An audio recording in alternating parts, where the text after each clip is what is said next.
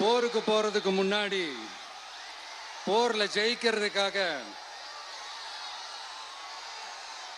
குலதெய்வம் கோயிலுக்கு போய் சாமியை கும்பிட்டு தான் போருக்கு போவாங்களாம்.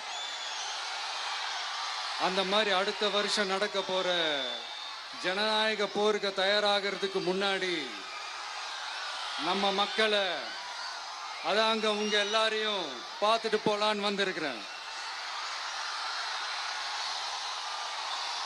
இங்க என்ன பார்க்க வந்திருக்கிற என்னுடைய அம்மாக்கள், அக்கா தங்கைகள், அண்ணன் தம்பிகள், நண்பர்கள், நண்பிகள், உங்க எல்லாரையும் பார்க்கும்போது மனசுக்குள்ள ஒன்னே ஒண்ணுதான் தோணுது. உங்களோட இந்த அன்புக்காக எவ்வளவு பெரிய உயரத்தையும், எவ்வளவு பெரிய வருமானத்தையும், எவ்வளவு பெரிய வசதியையும் தூக்கி எறிஞ்சிட்டு வரலாங்க. உங்களோட இந்த அன்பை விட, இந்த பாசத்தை விட, உங்களை விட எனக்கு இந்த உலகத்துல வேற எதுவுமே பெருசா தெரியல.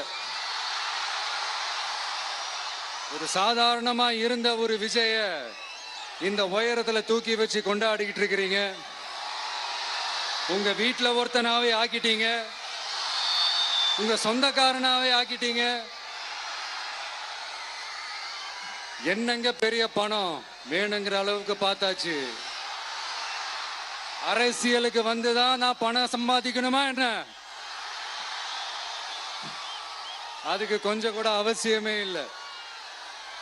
எனக்கு எல்லாத்தையும் எல்லாமும் கொடுத்த உங்களுக்காக உழைக்கிறத தவிர எனக்கு வேற எந்த எண்ணமும் எந்த வேலையும் இல்லை. விஜய், விஜய் அண்ணா, விஜய் தம்பி, விஜய் தம்பி, நம்ம விஜய், நம்ம விஜய்ன்னு என்னடா இந்த விஜய் தனியாளா இருப்பான்னு பார்த்தா எப்ப பாரு மக்கள் கடலோட மக்கள் கடலாவே இருக்கிறானேன்ட்டு இந்த எதிரிகளுக்கெல்லாம் தெரிஞ்சவன நம்மளை பத்தி கண்ணாபின்னான்னு பேச ஆரம்பிச்சிருக்கிறாங்க. அதாவது நான் மரியாதையா பேசினா கூட அதை தவறா எடுத்துக்கிறாங்கன்னா பாத்துக்கங்களேன். அதனால யார் என்ன சொன்னாலும் அறிஞர் அண்ணா அவர்கள் சொன்ன அந்த பஞ்சு தான், வாழ்க வசவாளர்கள் அப்படின்னு சொல்லிட்டு போயிட்டே இருக்க வேண்டியதுதான். நான் மதுரை மாநாட்டில் உங்க எல்லாரையும் நேர்ல சந்திக்க வரேன்னு சொல்லியிருந்தேன்.